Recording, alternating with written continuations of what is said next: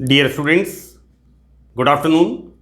Myself, Dr. Ashish Garg, Associate Professor in Chemistry, SET, R.N. Ruia Government College, Ramgarh Shekhawati, district Sikar, Rajasthan.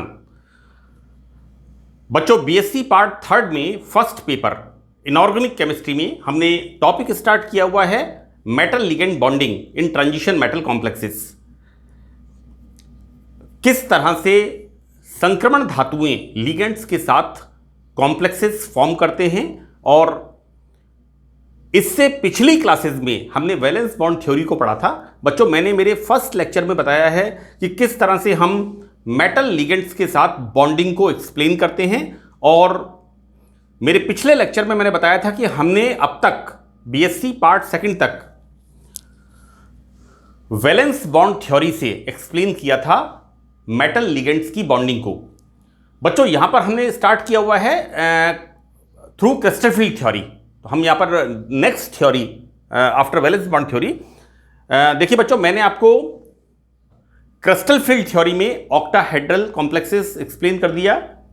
Next square planar complexes भी हमने खत्म कर लिया। Now part 7 में हमने स्टार्ट किया था टेट्राहेड्रल कॉम्प्लेक्सेस, चतुष्फलकीय संकुल।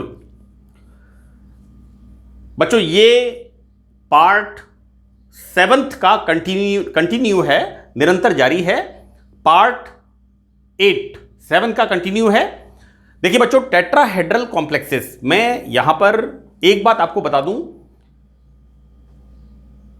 क्योंकि ये पार्ट का बिगिनिंग मैंने पार्ट 7 में बता रखा है ना। इस जगह पर मैंने टेट्राहेड्रल कॉम्प्लेक्सेस में किस तरह से कॉम्प्लेक्सेस फॉर्म हो रहे हैं, तो यहां पर हम जब ऑक्टाहेड्रल कॉम्प्लेक्सेस की बात करते हैं, बच्चों देखिए वहां पर क्या था, वहां पर हमने we divide in 2 parts. Obviously d orbitals degeneracy समाप्त होती है जब लिगेंड्स मेटल को अप्रोच करते हैं, संक्रमण धातु को अप्रोच करते हैं, तो वहां पर संक्रमण धातु के इक्वल एनर्जी डी ऑर्बिटल्स की डीजेनरेसी समाप्त हो जाती है, क्योंकि लिगेंड्स जब मेटल को अप्रोच करते हैं तो सभी डी ऑर्बिटल्स एक समान interaction, attraction, what ever the reaction between ligand and metal, तो वहां पर एक समान नहीं होता। तो हमने ये देखा कि क्रिस्टल फील्ड सिद्धांत ये कहता है कि डी ऑर्बिटल्स 2 पार्ट्स में डिवाइड होते हैं। एक हमने बोला था T2G और एक होता है EG। देखिए बच्चों, ट्रांजिशन मेटल्स में T2G ऑर्बिटल्स कम ऊर्जा के होते हैं और EG ऑर्बिटल्स अधिक ऊर्जा के होते हैं। बच्चों, T2G orbitals dxy, dxz, dyz lies in between the axis. मैं बार बार इस बात को बोल रहा हूं, इट्स वेरी वेरी इंपॉर्टेंट, है ना, क्योंकि अगर इस तरह से बॉन्ड है, 90 डिग्री एंगल है, उसमें 45 डिग्री पर, राइट, T2G ऑर्बिटल्स। जबकि EG कक्षक dx² y² and dz² lies upon the axis, axis के ऊपर प्रेजेंट होते हैं। तो बच्चों देखिए, ऑक्टाहेड्रल कॉम्प्लेक्सेस के अंदर जो ऑर्बिटल्स एक्सिस के ऊपर होते हैं उनकी एनर्जी बढ़ जाती है, ये मैंने बताया आपको। और हमने देखा वहां पर EG ऑर्बिटल्स 2 हैं जो कि अपॉन द एक्सिस हैं, dx² y² एंड dz², उनकी एनर्जी ज्यादा हो जाती है। स्क्वायर प्लेनर के अंदर भी हमने देखा बच्चों, देखिए स्क्वायर प्लेनर में एक इंपॉर्टेंट फीचर क्या था, वे मेटल जिनका D8 इलेक्ट्रॉनिक कॉन्फ़िगरेशन होता है, राइट, D8 का मतलब निकल, obviously D8 is the Ni2+, मैंने वहां एग्जांपल दिया है NiCN4 2-, राइट, साइनाइड के ऊपर -1, so that CN4, right, so that +2, निकल +2।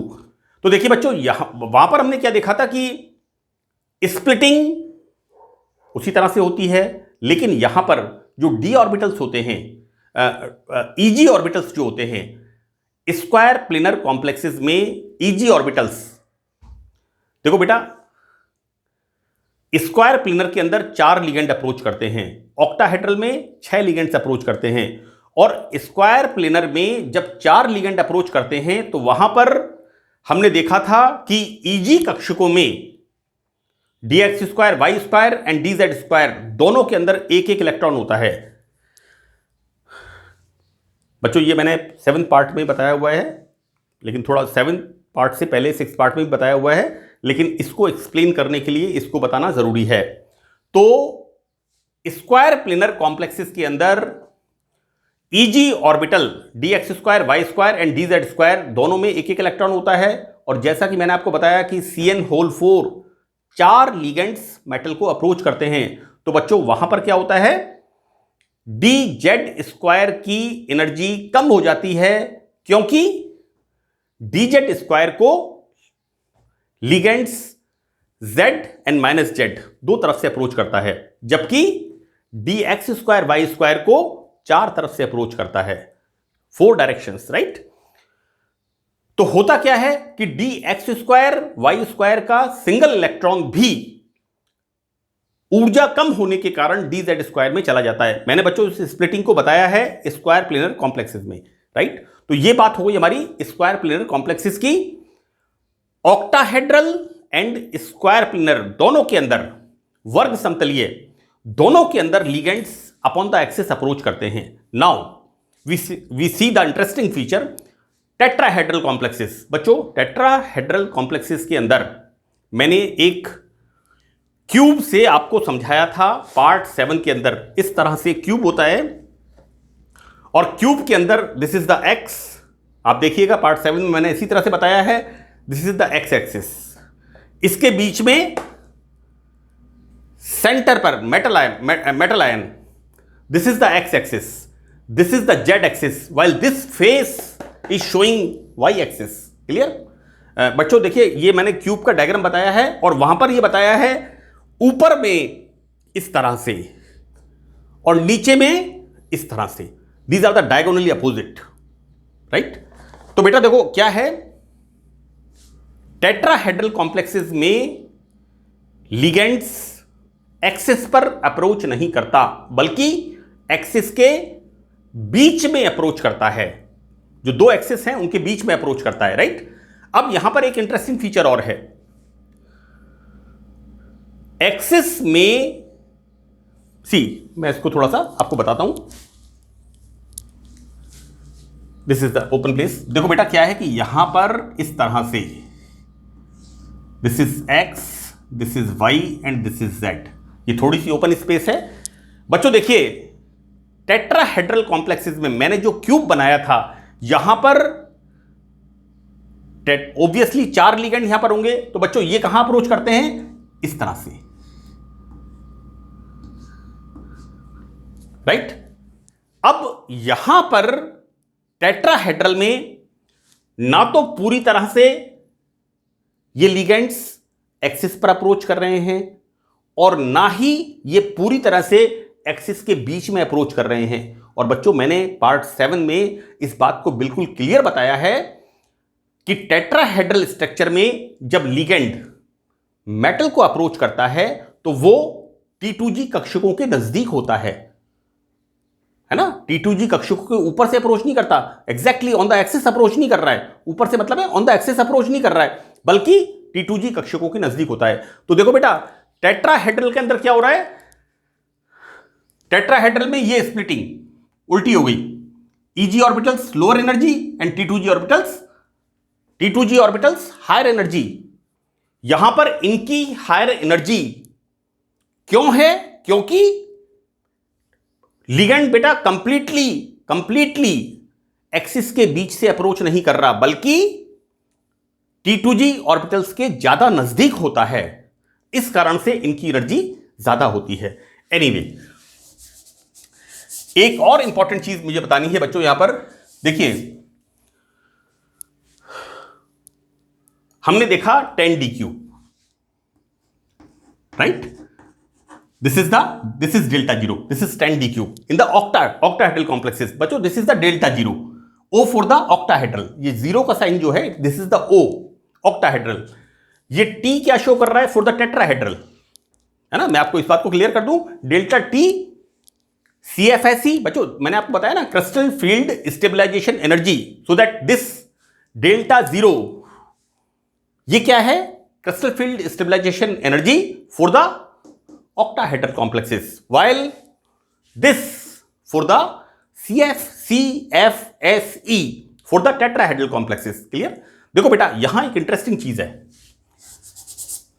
इंटरेस्टिंग चीज क्या होती है कि टेट्राहेड्रल में 4 लिगेंड होते हैं, ऑक्टाहेड्रल में 6 लिगेंड होते हैं. तो यहां पर स्प्लिटिंग किनकी? इनकी स्प्लिटिंग कितनी होती है? यहां पर 2/3. ये बहुत इंपॉर्टेंट चीज है, because what I am writing here 4/9 delta o. Tetrahedral की CFSE कितना है? 4/9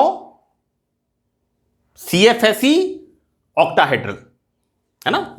इसको आप समझिए, कोशिश करिएगा. देखो बेटा, टेट्राहेड्रल में 4 लिगेंड, ऑक्टाहेड्रल में 6 लिगेंड्स. अब मैं आपको ये बताना चाह रहा हूं कि ये जो स्प्लिटिंग होती है, जैसे यहां पर ये स्प्लिटिंग कितना होती है? हमने कहा 10 DQ, राइट. तो यहां पर ये स्प्लिटिंग इसकी 1/3 कम होती है. यहां पर ये 66% होती है. बच्चों, दिस इज द राइट. मैं एक बार फिर रिपीट कर रहा हूं कि ऑक्टाहेड्रल कॉम्प्लेक्सेस की तुलना में डी ऑर्बिटल्स के अंदर स्प्लिटिंग 2/3 होती है. और वो 2/3 कैसे होती है? टेट्राहेड्रल में 4 लिगेंड्स अप्रोच करते हैं और ऑक्टाहेड्रल में 6 लिगेंड्स अप्रोच करते हैं. तो बेटा 2/3 है ना. मैं आपको ऑक्टाहेड्रल एंड टेट्राहेड्रल इनका कंपैरिजन बताऊंगा, तो वहां पर भी इसको एक्सप्लेन करूंगा. लेकिन यहां पर इसको बताना जरूरी है. क्यों बताना जरूरी है? क्योंकि मैंने यहां लिख दिया डेल्टा टी बराबर 4/9 डेल्टा ओ, राइट. तो देखिए बच्चों, यहां पर हम क्या देखते हैं? जब 4 लिगेंड सेंट्रल मेटल एटम के पास कॉम्प्लेक्स बनाने के लिए पहुंचते हैं, ऑब्वियसली टेट्राहेड्रल स्ट्रक्चर है तो 4 लिगेंड आएंगे, स्क्वायर प्लेनर स्ट्रक्चर है तो 4 लिगेंड्स आएंगे, ऑक्टाहेड्रल स्ट्रक्चर है तो 6 लिगेंड्स आएंगे. फाइन. तो डी कक्षकों की ऊर्जा में वृद्धि हो जाती है. बिल्कुल ठीक है. अब चूंकि लिगेंड्स XYZ एक्सिस के बीच में से, राइट, धातु आयन के निकट आते हैं, तो क्या होता है कि लिगेंड्स EG कक्षकों की तुलना में T2G कक्षकों के अधिक पास. बेटा, ये इंपॉर्टेंट चीज है बहुत. यहां पर मैं जो बताना चाह रहा हूं बच्चों, ये क्या हो गया हमारा? X - X, Y - Y, Z - Y. Tetrahedral structure में बच्चों अपॉन द एक्सिस अप्रोच नहीं कर रहे हैं, राइट. अब ये अप्रोच कहां कर रहे हैं? एक्सिस के बीच में. तो बच्चों यहां पर ये लिगेंड्स इस तरह से, राइट. तो देखिए यहां पर मैंने लिखा है कि EG ऑर्बिटल्स की तुलना में, बच्चों EG ऑर्बिटल्स कौन से हैं? dx² y² and dz². और दोनों का ऑर्बिटल्स कैसे हैं? Upon the axis, right. अब यहां पर T2G ऑर्बिटल्स कौन से हैं? In between the axis. बेटा, मैंने स्ट्रक्चर बताया इसके आपको मेरे सेकंड या थर्ड लेक्चर में. डी ऑर्बिटल्स के स्ट्रक्चर मैंने आपको बताए हैं. यहां पर T2G orbitals dxy, dxz, dyz, तीनों ऑर्बिटल्स ये कक्षकों के बीच में स्थित होते हैं. तो बच्चों यहां पर टेट्राहेड्रल स्ट्रक्चर में, बेटा क्यूब बना के बताया मैंने, टेट्राहेड्रल स्ट्रक्चर के अंदर डायगोनली अपोजिट 4 लिगेंड, ऊपर ऐसे तो नीचे ऐसे, क्यूब के अंदर. तो बेटा यहां पर ये 4 लिगेंड्स एक्सिस के बीच में से अप्रोच करते हैं. और यहां पर होता क्या है? एक्सिस के बीच में कौन से ऑर्बिटल होते हैं? T2G कक्षक. तो ये लिगेंड T2G कक्षकों के अधिक पास होते हैं, राइट. ये बेटा देखो एग्जैक्ट बीच नहीं है. टेट्राहेड्रल को कई बार बच्चे पूछते हैं, मुझे कई साल हो गए पढ़ाते हुए, बहुत से साल हो गए पढ़ाते हुए. मैं इसको बार बार इसीलिए एम्फेसाइज कर रहा हूं, इस पर जोर दे रहा हूं राइट, तो अधिक पास होते हैं। इस प्रकार T2G कक्षकों की ऊर्जा EG कक्षकों से ज्यादा हो जाती है। बेटा ये उल्टा हो गया टेट्राहेड्रल का, टेट्राहेड्रल का ये बिल्कुल उल्टा काम हो गया, राइट। तो बच्चों यहां पर ज्यादा हो जाती है। परिणामतः चतुष्फलकीय क्षेत्र में D कक्षकों का विभाजन ऑक्टाहेड्रल क्षेत्र के विपरीत होता है। मैंने जैसा आपको कहा कि ऑक्टाहेड्रल के अपोजिट हो गया टेट्राहेड्रल में डी स्प्लिटिंग। बच्चों चतुष्फलकीय क्षेत्र में T2G कक्षकों की ऊर्जा, बच्चों this is the barycentre, है ना, this is the barycentre, और यहां पर इसकी ऊर्जा डेल्टा टी, T2G सुनिए, दिस इज द T2G बच्चों, ये एनर्जी होती है 0.4 डेल्टा टी, और ये और एनर्जी होती है EG होती है बच्चों 0.6, है ना, 0.6 डेल्टा जीरो। हाँ, एक चीज मैं आपको बता दूं बच्चों, ये थोड़ा सा आप इसको जब आप डायग्राम अपना ड्रॉ करें, है ना, तो एक काम आप करिएगा, ये मेरा एकदम अभी ध्यान गया है इसके ऊपर कि ये वैल्यूज तो मैंने बिल्कुल सही लिखी हैं, थोड़ा सा इसमें आप एक काम करिएगा, डेल्टा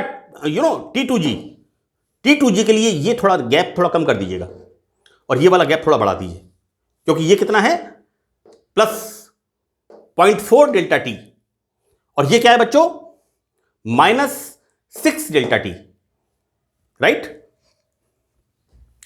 तो देखो बेटा क्या हो रहा है यहां पर कि जैसा हम देख रहे हैं यहां पर कि T2G orbitals in between the axis dxy dxz dyz while the EG orbitals upon the axis। तो बच्चों जो ऑर्बिटल्स अपॉन द एक्सिस हैं, क्योंकि टेट्राहेड्रल कॉम्प्लेक्सेस में लिगेंड एक्सिस के बीच से अप्रोच कर रहा है, राइट, इसलिए हो क्या रहा है यहां पर इनकी एनर्जी बढ़ेगी, क्योंकि लिगेंड T2G ऑर्बिटल्स के नजदीक रहेगा। देखो बेटा यहां पर है डीजेनरेटेड समान एनर्जी के, जब यहां पर टेट्राहेड्रल कॉम्प्लेक्स फॉर्म होता है, इन d ऑर्बिटल्स की ऊर्जा बढ़ जाती है, राइट। और देखिए यहां पर हमने किस तरह से दिखाया है कि EG orbitals lies upon the axis, और यहां पर T2G orbital in between the axis.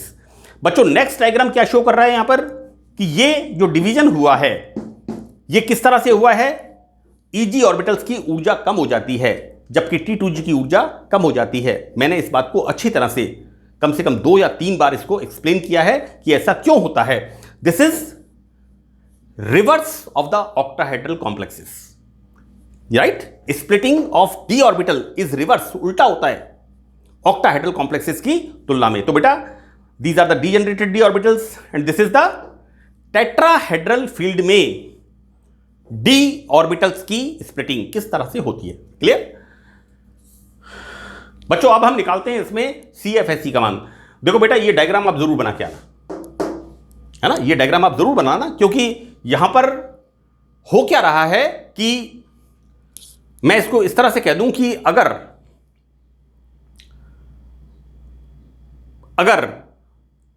Octahedral complexes में ये 10 DQ है, राइट, तो यहां पर कितना है 6.6 DQ टेट्राहेड्रल कॉम्प्लेक्सेस के अंदर। क्योंकि देखिए बट बेटा यहां क्या हो रहा है, यहां पर टेट्राहेड्रल में 4 लिगेंड्स अप्रोच करते हैं, जबकि ऑक्टाहेड्रल में 6 लिगेंड्स अप्रोच करते हैं। तो यहां पर क्या हो गया 2/3, यानी यहां पर 2/3 स्प्लिटिंग होती है d ऑर्बिटल्स की in the tetrahedral complexes, right. देखो बेटा यहां पर हम CFSE का कैलकुलेशन करते हैं, the formula is +0.4 T2G, this is T2G। बच्चों n क्या है यहां पर, number of electrons in T2G orbitals, और -0.6 NEG, this is delta T, right. तो बच्चों डेल्टा T का मान हमारे पास क्या आता है, हम यहां पर निकालते हैं 1, यानी D1, यहां पर EG कक्षक में 1 इलेक्ट्रॉन है, नंबर ऑफ इलेक्ट्रॉन 1, तो 6 × 1, तो वैल्यू हमारे पास कितनी आती है 0.6 -0.6 डेल्टा T, राइट। बच्चों देखिए हमें पता है कि डेल्टा T बराबर 4/9 delta zero is the octahedral complex, right. Delta T का वैल्यू कितना है 4/9 delta for the CFSE for the octahedral complexes. बच्चों देखिए यहां पर हम क्या करेंगे, delta T V put the value this minus 0.6 delta T बराबर 0.6 इंटू 4/9 डेल्टा जीरो। बच्चों ये वैल्यू हमारे पास आ गई minus 0.27 delta zero. See this is the value, ये हमने निकाला है CFSE का परिकलन, हमने कैलकुलेशन किया है in the form of delta T. और बच्चों यहां पर हमने ऑक्टाहेड्रल के रूप में डेल्टा टी का कैलकुलेशन किया है, डेल्टा टी बराबर 4/9 delta zero. So this is the value, right. बच्चों यहां पर ये मैं लिखना भूल गया, इसका एक इंपॉर्टेंट पार्ट है,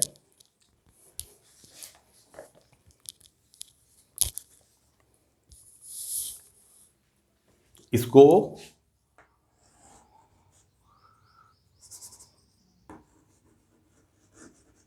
हाई स्पिन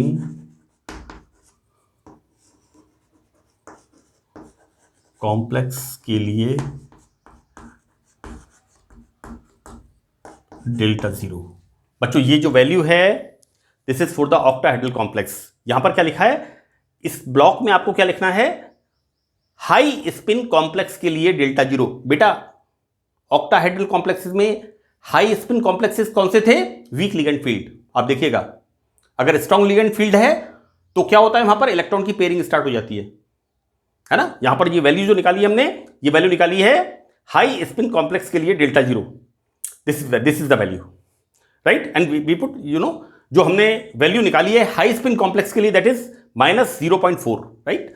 देखो बेटा यहां पर ये टेबल मैंने बनाई है कि टेट्राहेड्रल व ऑक्टाहेड्रल फील्ड में high spin complex, high spin octahedral complex,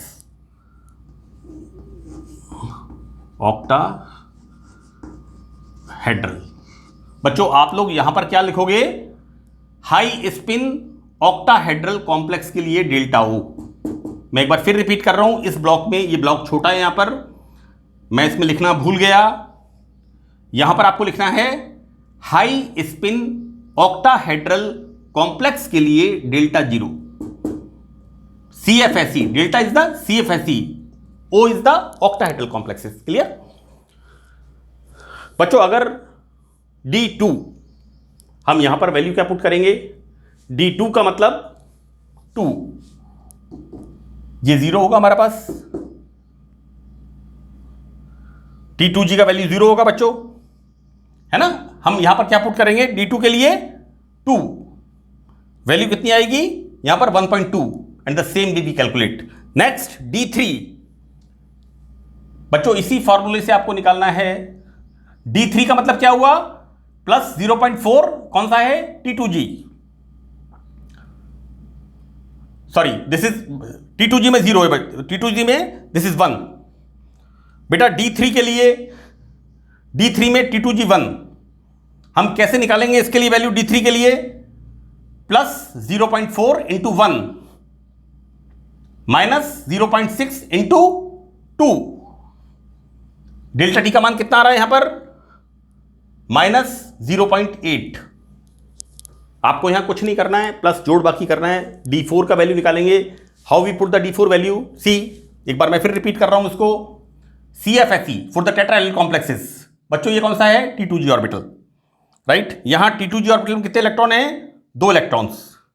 हम क्या लिखेंगे यहां पर, 0.4 इंटू 2 माइनस 0.6 इंटू 2, राइट। कितनी वैल्यू आ गई यहां पर, 0.4।